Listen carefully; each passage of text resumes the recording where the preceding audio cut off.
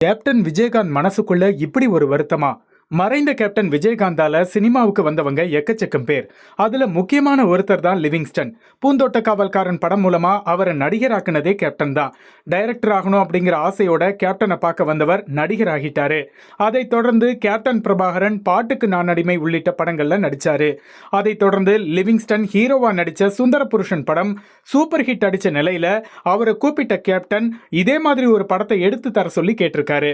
அதோட அட்வான்ஸும் கொடுத்து இனிமே பைக்ல வராதீங்க, கார் வாங்கிக்கோங்கன்னு 5 லட்சம் ரூபாய் பணமும் கொடுத்தாராம். அந்த வகையில தேவயானியை ஹீரோயினா வச்சு சிற்பி இசையில லிவிங்ஸ்டன் கதையை பார்த்தசாரதி அப்படிங்கிற டைரக்டர் இயக்கவும் கமிட் ஆகியிருக்காங்க. உனக்கும் எனக்கும் கல்யாணம்னு படத்துக்கு பெயர் வைக்கப்பட்டு அந்த படமும் எடுத்து முடிக்கப்பட்டிருக்கு.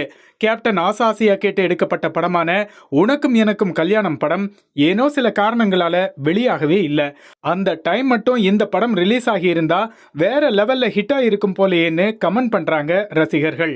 ஆக்சுவலி 90s டைம்ல ஒரு குறிப்பிட்ட ஜேர்னல் படம் ஹிட் ஆச்சுன்னா அதே மாதிரி ஜேர்னல்ல படங்கள் ரிலீஸ் ஆகி ஹிட் அடிச்சது. அந்த வகையில ரசிகர்கள் எல்லா படத்துக்கும் ஆதரவு கொடுத்தது குறிப்பிடத்தக்கது.